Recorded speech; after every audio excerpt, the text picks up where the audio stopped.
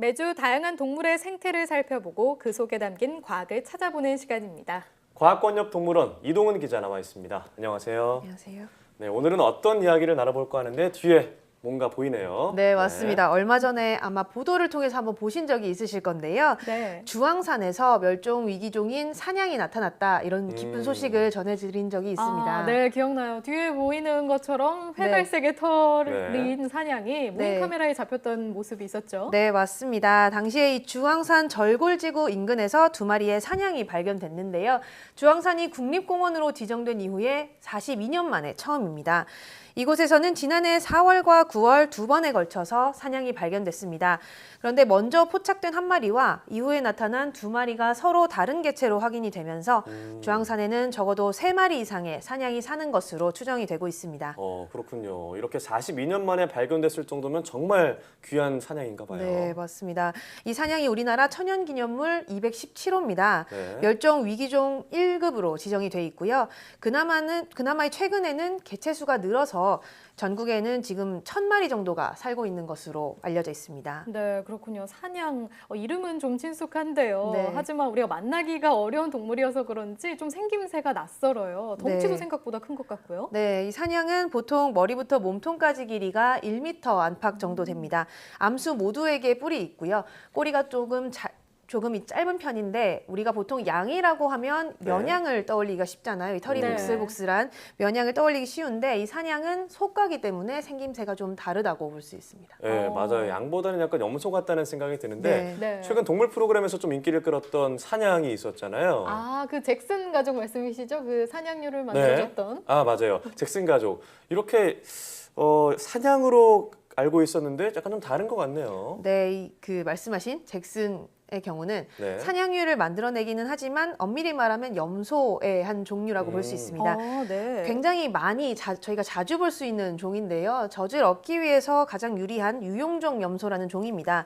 우리나라에서는 통상적으로 이 품종을 사냥이라고 불러왔기 때문에 우리가 흔히는 사냥이다 이렇게 알고 있는데 정확히 이 품종 같은 경우는 유사냥, 그러니까 앞에 이제 우유를 생산한다는 뜻의 유사냥으로 불러야 합니다. 네, 역시 오히려 염소와 더 닮았다고 정말 네. 느껴질 정도로 생김새가 많이 다르다고 생각했는데 역시 양이라고 다 같은 양이 아닌가 봐요. 네, 양에는 앞서 말씀드린 면양과 사냥이 다 포함이 돼 있고요. 네. 이 외모가 친숙하다 보니까 면양을 주로 이야기를 많이 하는데 네. 이런 복슬복슬한 털은 저희가 예전에도 다뤄봤듯이 호주에서 들어온 종이고요. 네. 우리나라의 전통적인 양, 우리가 시비간지를 얘기할 때 양 이렇게 얘기를 한다면 사냥으로 보는 것이 네, 맞습니다. 면양이 그러니까 우리가 흔히 생각하는 양, 털이 그렇죠. 복슬복슬한 네. 그런 양을 말하는 거죠. 맞습니다. 네, 그렇군요. 그런데 이번에 사냥이 이렇게 다른 곳도 아닌 주황산에서 발견된 어떤 다른 이유가 있을까요? 네, 현재 이 사냥이 백두대간을 따라서 설악산과 오대산과 같이 모두 7곳의 국립공원에서 서식하고 있습니다. 이 중에서도 이 설악산이나 월악산에 산악 지역에 가장 많은 사냥이 살고 있는데요. 주황산도 이 두 산과 어깨를 나란히 하는 우리나라의 대표적인 바위산입니다. 이 사냥이 주로 가파른 바위 절벽에 살기 때문에 이 주황산의 경우는 사냥에게는 아주 살기 좋은 환경이 되는 거죠. 아니, 바위 절벽에 산다고요? 네. 그게 어떻게 가능한 거죠? 네, 이 사냥이 보통 해발 600에서 700m 이상 되는 아주 높은 지역에 사는데요. 네. 풀숲에 살기도 하지만 보통 경사가 심한 산악지대에 살고 있습니다.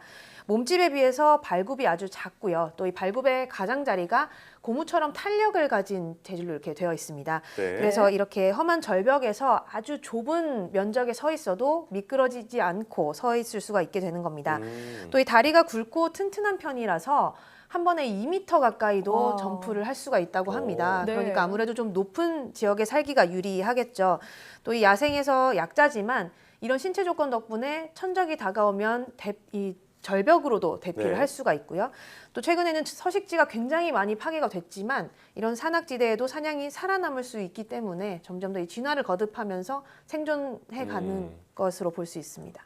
그러고 생각해보니까 사진으로 저는 본 적이 있는 것 같아요. 네. 왜 절벽에 이렇게 자석처럼 네, 달라붙어 가파른 절벽에 있는 이렇게. 네, 굉장히 모습이 SNS에서 있더라고요. 화제가 된 적도 있었는데 이 네. 절벽에 마치 이렇게 무늬를 새겨놓은 것처럼 사냥이 이렇게 네. 측면으로 매달려 있는 그림들이 굉장히 많이 돌았던 적이 있거든요. 네, 맞아요. 그런 식으로도 굉장히 이 면적이 좁은 절벽 틈 사이에 네. 바위 틈 사이에도 올라가 있을 정도로 굉장히 절벽타기 고수라고 볼 수가 있습니다. 저는 그 대단하네요. 사진이나 영상을 보고서 아니 굳이 왜 이렇게 힘들게 네. 여기 서 네. 있나 했더니 그런 이유가 있었군요. 네. 보니까 그러니까요. 올라가다 떨어져서 죽는 염소도 네, 있다고. 실제로 그런 경우도 네, 있다고. 그렇게 봤는데 자 사냥이 이렇게 험한 산악지대에 살아서 저희가 보기 더 힘들었던 거군요. 네, 아까 말씀드린 것처럼 이렇게 절벽에 사냥이 있으면 실제로 이 털색이랑 뒤에 암벽색이 비슷해서 사냥을 보지 못하는 경우도 아. 많이 생긴다고 합니다. 네.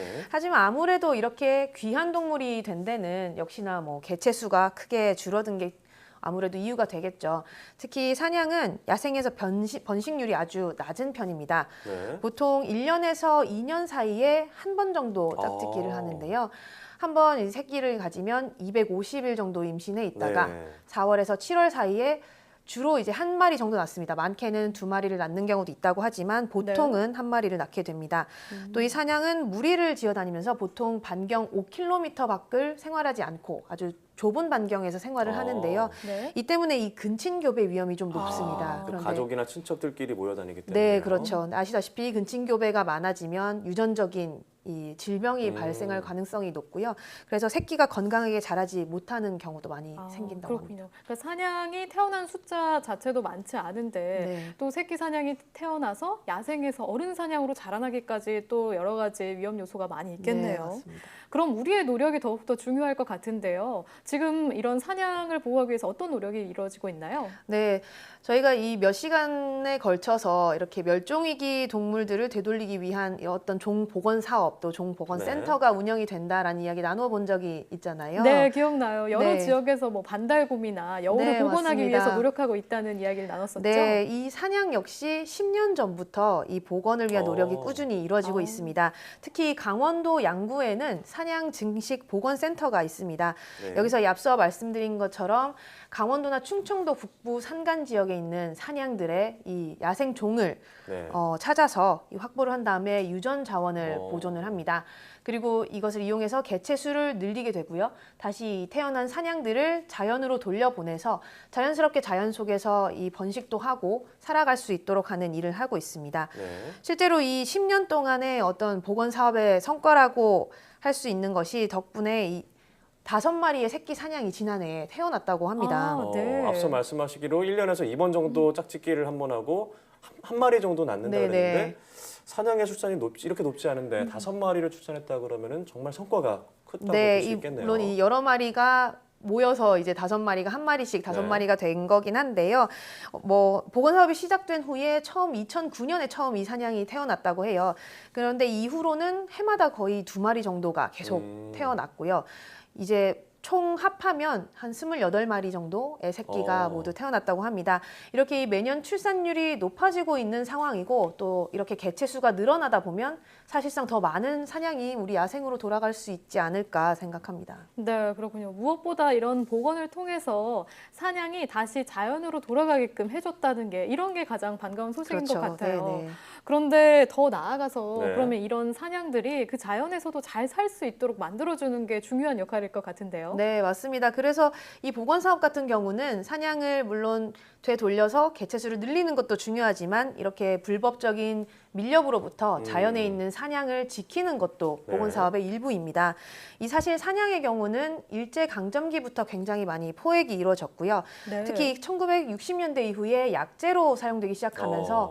하루에도 수백 마리의 사냥이 포획됐다 이런 기록들이 많이 남아 있다고 합니다.